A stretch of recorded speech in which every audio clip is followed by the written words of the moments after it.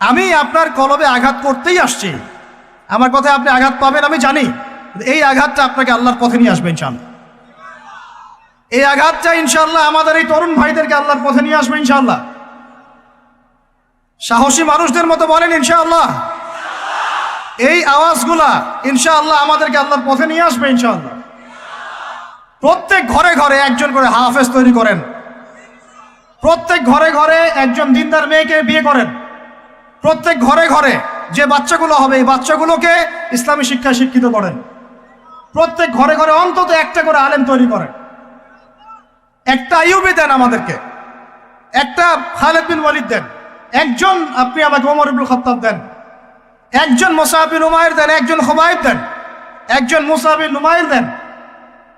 কাদের নাম বলবো? একজন তারেক বিন জিয়াদ দেন, একজন বিন কাসিম দেন। একটা সন্তান দেন আমাদের, একটা সন্তান মানুষ করেন। একটা 10টা 20টা বাচ্চা নিচ্ছি, একটাও মানুষ হয় না। আলেম পরিবারের সন্তান মুদিখানার দোকানে ব্যবসা করে কেন খাবেন আপনি? আপনার এই উম্মতের উপর দায়িত্ব আছে। আমাদের দায়িত্ব খালি মধু বিক্রি করা, দাড়ি টুপি বিক্রি করা, আতর বিক্রি করা? ইসলামের দিকে আসার সাথে সাথেই কেন আপনার এদিকে চলে যান? উম্মাকে কে নেতৃত্ব দিবে? আমরা দিব? আমাদের কোনো ক্ষমতা আছে? আমাদের কোনো জ্ঞান আছে? আমাদের কোনো সেই যোগ্যতা আছে? আমাদের দিকে আঙ্গুল তুলতে পারবেন আপনি? কারণ আল্লাহর কসম, আল্লাহর জমিনে সবচেয়ে গুনাহগার বান্দা আমরাই। যদি আমরা সত্যিকারের নেতৃত্ব প্রদান করার যোগ্যতা অর্জন করতে পারতাম, এতদিনে আমাদের হাতে দিন বিজয় হয়ে যেত। নাই সেটা আমার মধ্যে, নাই সেটা হয়তো আমাদের মধ্যে, পারছি না আমরা। আপনাকে দায়িত্ব নিতে হবে। একজন ভাই গার্মেন্টস ব্যবসায়ী, তিনি এত বড় একটা আয়োজন করতে পারেন, তার দায়িত্ব পালন করতে পারেন। আপনারও তো অর্থ সম্পদ আছে, একটা ইসলামিক ইউনিভার্সিটি করেন, একটা বড় একটা মার্কাজুল কোরআন, মার্কাজুল ইলম গড়ে তোলেন, উলামায়ে কেরামদের একটা জামাআত গড়ে তোলেন। কিছু পারেন না, অথেন্টিক বইগুলোকে প্রচার করার ব্যবস্থা করেন, কিছু অথেন্টিক মিডিয়া প্রডিউস করেন। তোমরা জেনারেল লাইনে পড়াশোনা করে কয়জন বিজ্ঞানী হচ্ছ? একটা সফটওয়্যার আবিষ্কার করতে পারছি না আমরা ইসলামিক। হাতে গোনা যায় অ্যাপস, 3টে 4টে অ্যাপস ইসলামিক। প্রযুক্তি আমাদের নিজস্ব হাতে তৈরি করা না, আমাদের স্বতন্ত্র মিডিয়া নাই। এই মিডিয়াগুলোতে কিছু হয় না, এগুলো বরং কোনো কোনো ক্ষেত্রে ফিতনাও ছড়ায় বেশি। কারণ আমার কথা মন খারাপ করেন না, কারণ আমি চ্যালেঞ্জ করতেছি আপনাদেরকে, আপনি 1000 জনকে বসান যারা দিন নিয়ে কাজ করতে চাচ্ছেন, তাদের 10%-এর কোরআন তেলাওয়াত সহি না। কোরআন তেলাওয়াত সহি না করে আপনাকে এত বড় দায়িত্ব নিতে কে বলল? আপনি তো বুঝবেন না যে কোনটার সাথে কোনটা দিতে হবে, কি বলা দরকার, কি প্রচার করা দরকার, কি করা যাবে না। বাংলাদেশে আলেমে আলেমে দ্বন্দ্ব লাগানোর জন্য অনেক সময় মিডিয়া দায়ী হয়ে গেছে। কেন এরকম সামলাইন দিতে গেলেন? অমুককে ধুয়ে দিল তমুক। সে যদি না ধুয়েও দেয় তবু তো আমার মনে হচ্ছে লোকটাকে ভালো মনে করতাম, লোকটাকে আলেম মনে করতাম। এরকম কথা বললো আমার সম্পর্কে, আমার মনের মধ্যে একটা খারাপ ধারণা সৃষ্টি হচ্ছে। কেন আপনি সামনে দিতে গেলেন? ওর যখন চোখে পড়বে সে আবার কাউন্টার দিবে, কারণ আমরা তো মন থেকে পবিত্র না, মনের মধ্যে হিংসা দিয়ে ভর্তি। আমি ঘুরেছি, প্রত্যেক মহলেই ঘুরেছি, আমরা এখন পর্যন্ত নফসের তাজকিয়া অর্জন করতে পারি নাই। মনে আমাদের যে পরিমাণ হিংসা বিদ্বেষ, এই হিংসা বিদ্বেষ নিয়ে কবরে গেলে আল্লাহ পাকের একটা আযাবও মাটিতে পড়বে না। আল্লাহ মাফ করুক আমাদেরকে। হিংসা নিয়ে যদি মানুষ পরকালে যায়, নেক আমলগুলা আগুনের মতো খেয়ে ফেলবে। নবী সাল্লাল্লাহু আলাইহি ওয়াসাল্লাম বলেছেন। আমরা এটাকে ফরজ করে নিয়েছি নিজেদের মধ্যে। ভাই, আপনারও তো যোগ্যতা আছে, আপনারও তো কিছু করার আছে। একটা অ্যাপস আবিষ্কার করেন, একটা বই লিখেন, একটা মাদ্রাসা করেন, একটা মসজিদ করেন, একটা ইসলামিক ইউনিভার্সিটি করে তোলেন, স্বতন্ত্র ইসলামিক মিডিয়া করে তোলেন। সবচেয়ে বড় কথা, কাজ যেগুলো হয় সেগুলো বিক্ষিপ্ত হয়ে যায়। এগুলো কোনো একটা সূত্রে গাঁথা না। এখানে একটা মাহফিল, ওখানে একটা, ওখানে একটা, ওখানে একটা, এখানে একটা মাদ্রাসা, ওখানে একটা, ওখানে একটা, এখানে একটা। 4 জন 4 ভাবে চিন্তা করেন, 4 জন 4 ভাবে চলেন। এখানে একটা সংগঠন ইসলামিক, ওখানে একটা, এখানে আর একটা, ওখানে একটা। একটা ওয়ান উম্মাহ জামাআ নাই বাংলাদেশ। তো আপনারা বলেন না আমাকে, এই উম্মাহকে কিভাবে আমরা বিজয় নিয়ে যাব? আমাকে আপনারা বলেন, ছোটখাটো প্রশ্ন করা বাদ দিয়ে আপনারা আমাকে উত্তর দেন, কিভাবে আপনি এই দুনিয়াতে আল্লাহ পাকের দ্বীন ইসলাম কায়েম করবেন? পথ পদ্ধতি কি আপনার কাছে? কি পথ পদ্ধতি? কিভাবে শুরু করবেন? তারপরে কি? তারপর কি? তারপর কি? তারপর কি? গন্তব্য কোথায়? এখন আমি বলি আপনাদেরকে গন্তব্য কোথায়? আমাদের গন্তব্য জেরুজালেম। গন্তব্য কোথায়?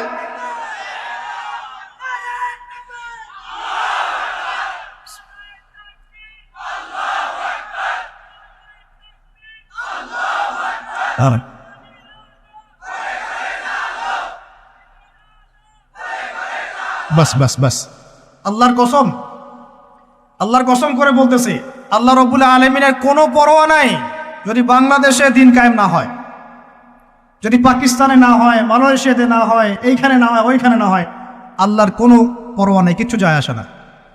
কারণ আখিরুজ্জামান স্টাডি করলে আপনি পাবেন যে অবশ্যই অবশ্যই নবী ঈসা ইবনে মারইয়াম এই পৃথিবীতে আবার আসছেন ইনশাআল্লাহ, এবং তিনি আসার আগেই মুসলিমদের মধ্যে একজন ত্রাণকর্তা আসবেন। তার নাম মুহাম্মদ। তার নাম কি? মুহাম্মদ। বাবার নামও আব্দুল্লাহ, মায়ের নামও আমিনা। মিল থাকবে বংশের, উঁচু নাক, চওড়া কপাল, নবী সাল্লাল্লাহু আলাইহি ওয়াসাল্লামের চেহারার সাথে সাদৃশ্য থাকবে, মুসলমানদেরকে নেতৃত্ব দিবেন ইনশাআল্লাহ তাআলা। আমি বলছিলাম আল্লাহ পাকের কোনো পরোয়া নাই, কারণ এই হাদিসগুলো স্টাডি করলে আপনি দেখবেন জেরুজালেম মুসলমানদের হাতে আসতে যাচ্ছে ইনশাআল্লাহ। ওইখানে ঈসা আলাইহিস সালাম 40 বছর ইসলামী খেলাফত কায়েম করবেন ইনশাআল্লাহ। খিলাফত নাই, ইসলামের প্রতিষ্ঠার কথা আপনি ভুলে যান। খিলাফত ছাড়া ইসলামী প্রতিষ্ঠার কথা ভুলে যান। ঈসা আলাইহিস সালাম এসে ইহুদিদের সাথে কোনো সন্ধি করবেন না। ইউনাইটেড নেশনসে গিয়ে বলবেন না যে আমাকে একটা স্বাধীন ফিলিস্তিন রাষ্ট্র প্রতিষ্ঠার অনুমোদন দেন, তিনি এই কথা বলবেন না। তিনি বলবেন না যে আমাকে ডলার দেন, IMF-এ গিয়ে বলবেন না আমাকে ঋণ দেন, বরং তিনি এই পুরো বৈশ্বিক কুফরি তাগুতি শক্তির গোড়ায় গিয়ে আঘাত করবেন ইনশাআল্লাহ। যতদিন পর্যন্ত এই পুরো বিশ্বে ইহুদি খ্রিস্টানদের যে অ্যালায়েন্স জায়নিস্ট মুভমেন্ট এর পতন না হচ্ছে, ততদিন পর্যন্ত মুসলমানরা স্বাধীন হতে পারে নাই। আমরা এখন পর্যন্ত স্বাধীন হতে পারি নাই, এটাই সত্য কথা। কখন স্বাধীন হবেন আপনি? কখন এই উম্মাহ স্বাধীন হবে? যখন আপনার আমার কথায় পশ্চিমারা উঠবে বসবে, তখন যখন আপনার আমার কথায় এই ইহুদিরা উঠবে আর বসবে, তখন যখন আপনার আমার কথায় এই পুরো কুফরি তাগুতি শক্তির উঠবে বসবে, তখন বুঝবেন উম্মাহ স্বাধীন হয়েছে। স্বাধীনতা শুনছেন? বেলাল ইবনে রাবাহ স্বাধীন, যখন তাকে পিটানো হচ্ছে, সেগুল দিয়ে বেঁধে শেষরায় টানা হচ্ছে, বেলাল ইবনে রাবাহ সেদিন স্বাধীন ছিলেন, কারণ তিনি আল্লাহ ছাড়া কারো দাসত্ব করেন না।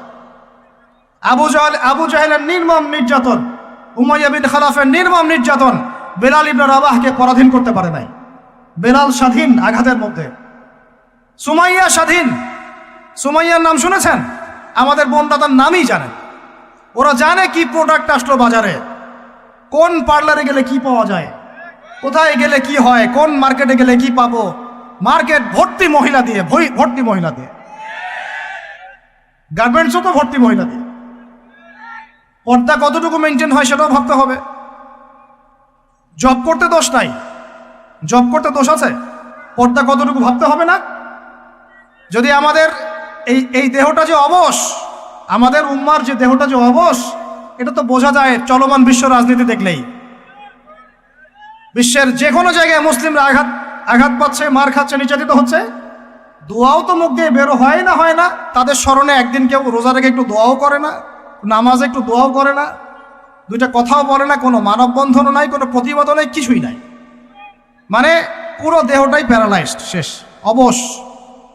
অবশ অনুভূতি। আর প্রত্যেকটা বর্ডার এক একটা অনিকেত প্রান্তর, যেখানে অনুভূতিগুলোর ব্যবচ্ছেদ করা হয়েছে, ফিলিংসগুলোকে ব্যবচ্ছেদ করে ফেলে দেওয়া হয়েছে, ফিলিংস নাই। সুমাইয়ার কথা শুনে আমাদের লাগলো না, কারণ সুমাইয়া আমার মেয়ে না, আমার মেয়ে আয়েশা তো আর না, আমার মেয়ে মারিয়াম তো আর না, আমার ছেলে ওমর উসমান তো আর না। সুমাইয়া তখন স্বাধীন, যখন তাকে বর্ষায় শহীদ করা হলো, সে স্বাধীন, জান্নাতে চলে গেল। জুলাইবিস একজন সাহাবী ছিলেন, ছোটখাটো মানুষ, ইসলাম কবুল করে আসছেন। খায়বার যুদ্ধের দিন নবী সাল্লাল্লাহু আলাইহি ওয়াসাল্লাম তার হাতে তাকে তলোয়ার দিয়েছেন, এবং তাকে যুদ্ধে মানে অগ্রগামী যে সৈনিকরা থাকে প্রথম কাতারের দিকে সেখানে থাকার মানে চান্স দিয়েছেন।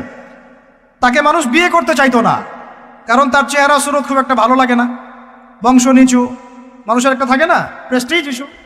তার মনে কষ্ট। নবী সাল্লাল্লাহু আলাইহি ওয়াসাল্লাম একদিন প্রস্তাব পাঠালেন তাকে চিঠি দিয়ে, যে তুমি এই চিঠিটা নিয়ে অমুক গোত্রে যাও, গিয়ে বলো যে আমিই বলেছি তোমাকে যেন মেয়ে দেয়।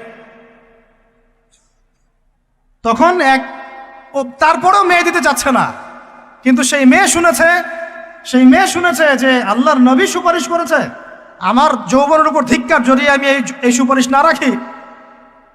তিনি বললেন জুলাইবিস যেমনই হোক চেহারা, আমি তাকে বিয়ে করতে রাজি আছি। তিনি বিয়ে করলেন, সংসার হলো, শুরু হলো। এই সাহাবী খায়বার যুদ্ধে শহীদ হলেন। নবী সাল্লাল্লাহু আলাইহি ওয়াসাল্লাম তার চারপাশে দেখলেন, তার চারপাশে 12 জন ইহুদির লাশ পড়ে আছে। কয়জন? একাই 12 জনকে হত্যা করেছে এই সাহাবী। সুবহানাল্লাহ। আল্লাহর নবী তাকে নিজের হাতে কোলে নিয়েছেন। কোলে মানে তার দেহটা এরকম ছিল, আর খুব লম্বা চওড়া না, নিজের হাতে কোলে নেওয়ার মতো নিয়ে নিজ হাতে তিনি তাকে দাফন করলেন। আর বললেন যে আমার এই সাহাবীর জন্যে হুরেন ঈনরা তাদের দরজা খুলে দিয়েছে। এখন তিনি তখন স্বাধীন। উমর ইবনে খাত্তাব তখন স্বাধীন। কখন স্বাধীন? উমর রাদিয়াল্লাহু আনহু যে কোরআন খুলে সূরা তাহা পড়ছেন, তাহা পড়তে পড়তে তার ভিতরে ফিলিংস চলে আসলো যে না, এটা আল্লাহর পক্ষ থেকে আসছে। তিনি বলছেন খুযুনি ইলা রাসূলিল্লাহি ওয়া আসহাবিহি, আমাকে আল্লাহ রাসূলের কাছে নিয়ে চলো, তার সাহাবীদের কাছে নিয়ে চল। তাকে নিয়ে যাওয়া হলো। ভিতরে হামজা ছিলেন রাদিয়াল্লাহু আনহু, তাকে টেনে নিয়ে আসলেন ভিতরে। বলছেন তরোয়াল নিয়ে আসছো কি জন্য? হ্যাঁ, আলা তানতাহি হাত্তা ইয়াজআল আল্লাহু বিকা কারিয়া, ততক্ষণ পর্যন্ত কি তুমি ক্ষান্ত হবে না যতক্ষণ আল্লাহর গজব না আসছে তোমার উপরে? ওমর ইবনে খাত্তাব বলছেন ইয়া রাসূলুল্লাহ, হে আল্লাহর রাসূল, জিতুকা উমিনু বিল্লাহি ওয়া রাসূলিহি, আমি আপনার কাছে এসেছি আল্লাহ এবং আপনার প্রতি ঈমানদার হয়ে এসেছি।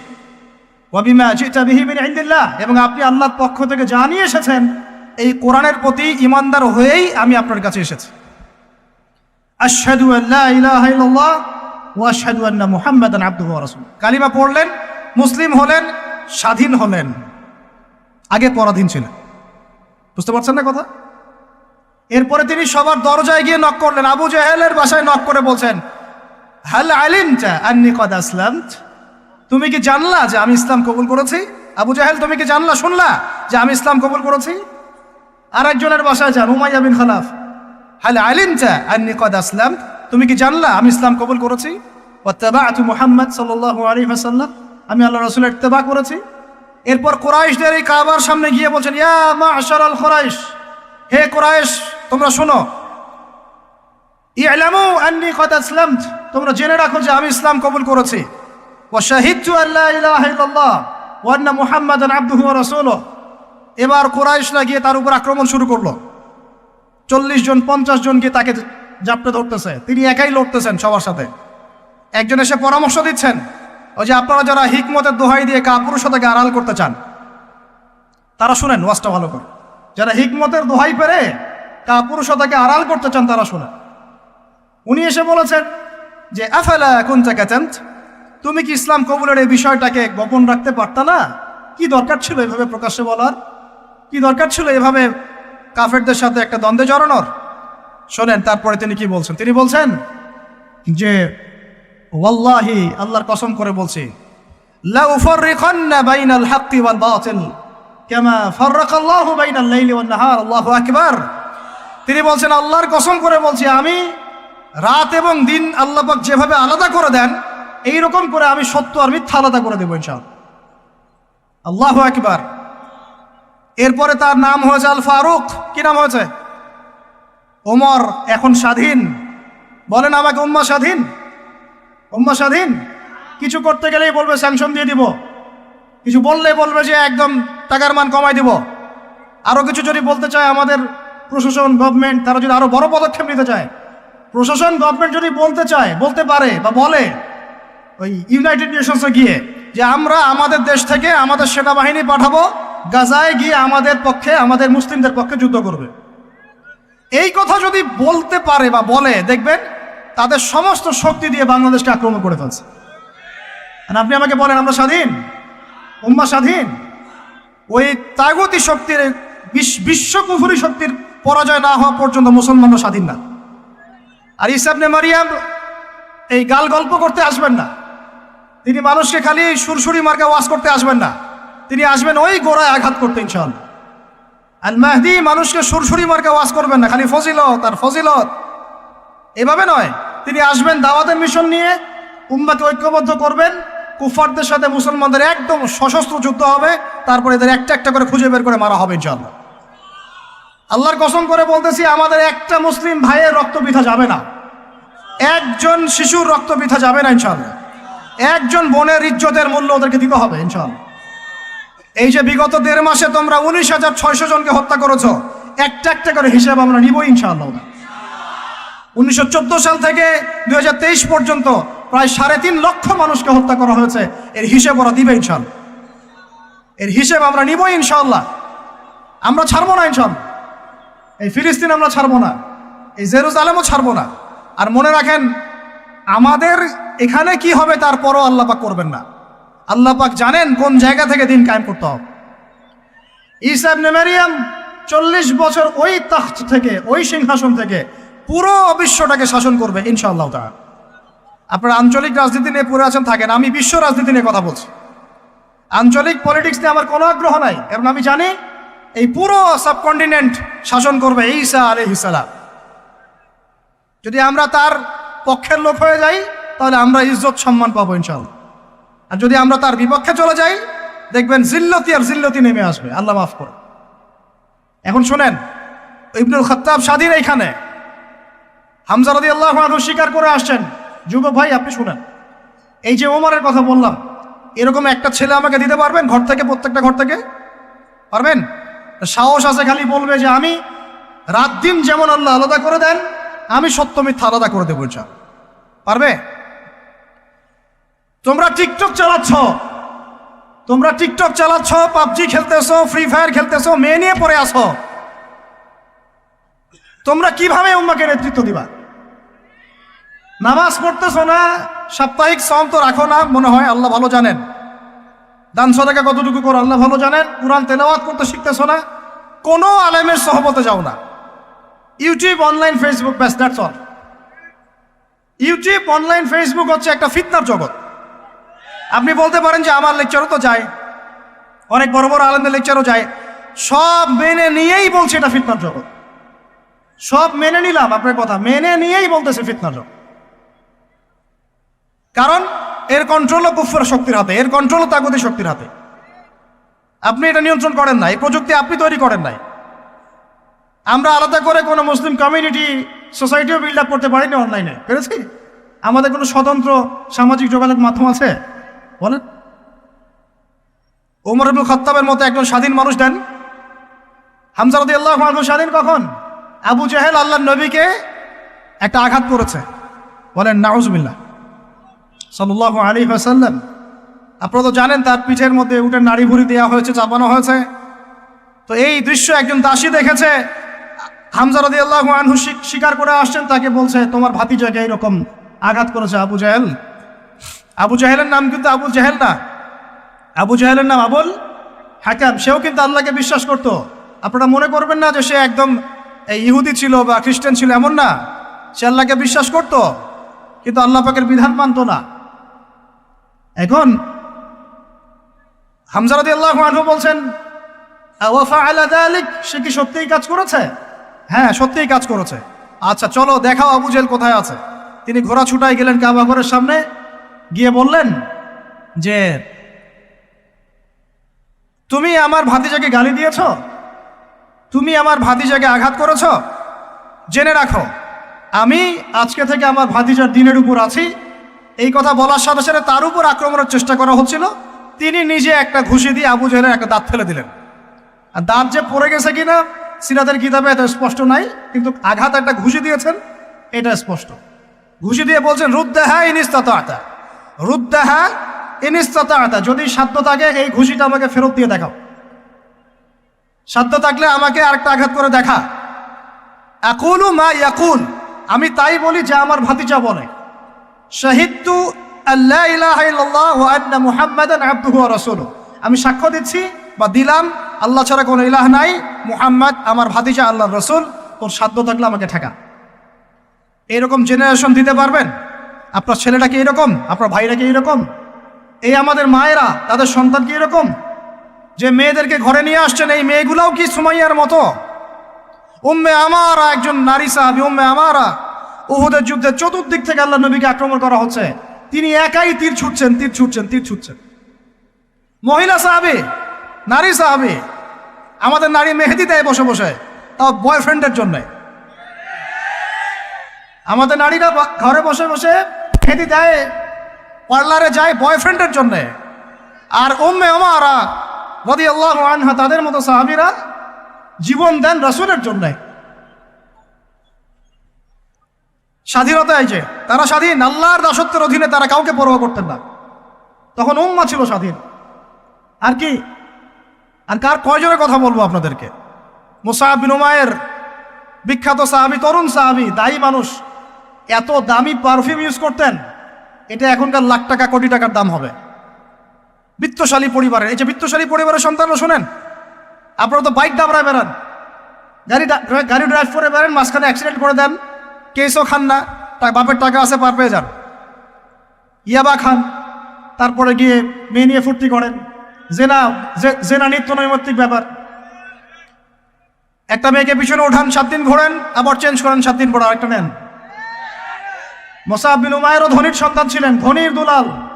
যখন ইসলাম এসেছে, কুরআন এসেছে, শুনেছেন তিনি, ইসলাম কবুল করেছেন। মা সম্পত্তি থেকে বঞ্চিত করেছে, তাকে চাটাইয়ের মধ্যে জড়িয়ে নিচে আগুন দেওয়া হতো, ধোঁয়া দেওয়া হতো, আযাব দেওয়া হতো পারিবারিকভাবে। তিনি যখন নবীর কাছে আসলেন, নবী তাকে বললেন, তুমি মদিনায় যাও। কোথায়? মদিনায় গিয়ে দাওয়াতি কাজ করো। মদিনায় দাওয়াতি কাজ করতে লাগলেন। তার একক দাওয়াতে মদিনার 75টা পরিবার ইসলাম কবুল করেছে। এই যে মদিনায় যে ইসলামের আপনি জয় জয়কার দেখছেন, এটা মুসআব বিন উমাইর রাদিয়াল্লাহু আনহু দাওয়াতের একটা ফসল, আল্লাহ রসুলের দোয়া। কয়টা পরিবার? এই 75 পরিবার এসে বায়াত করলেন নবীর কাছে। তারপরে নবী হিজরত করলেন মদিনায়। এমনি এমনি হয়নি, এটা প্রেক্ষাপট। ওই মুসআব বিন উমাইর রাদিয়াল্লাহু আনহু উহুদের যুদ্ধে শহীদ হচ্ছেন, তার গায়ে তখন 50টার বেশি তরবারের আঘাত আছে।